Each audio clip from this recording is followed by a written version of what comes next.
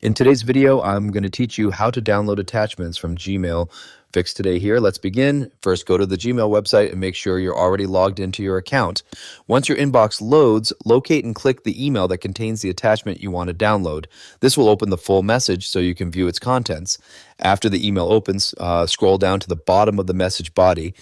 This is where Gmail usually displays attachments. You'll see the attachment shown as a file card or thumbnail that includes the file name and file type. Move your mouse over the attachment card. When you hover over it, several icons will appear. One of these icons is the download icon. Click the download icon to start downloading the file directly from the email.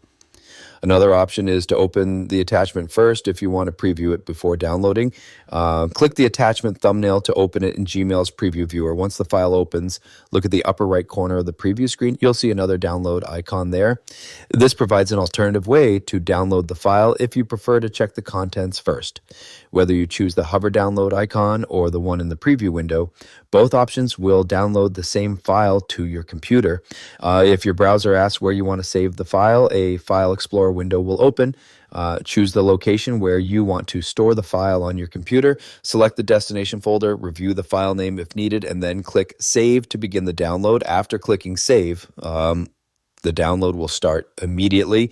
You can monitor the progress through your browser's download indicator, which usually appears in the top right corner or along the bottom download bar, depending on your browser settings. Once the download finishes, open your file manager, such as File Explorer on Windows or Finder on Mac.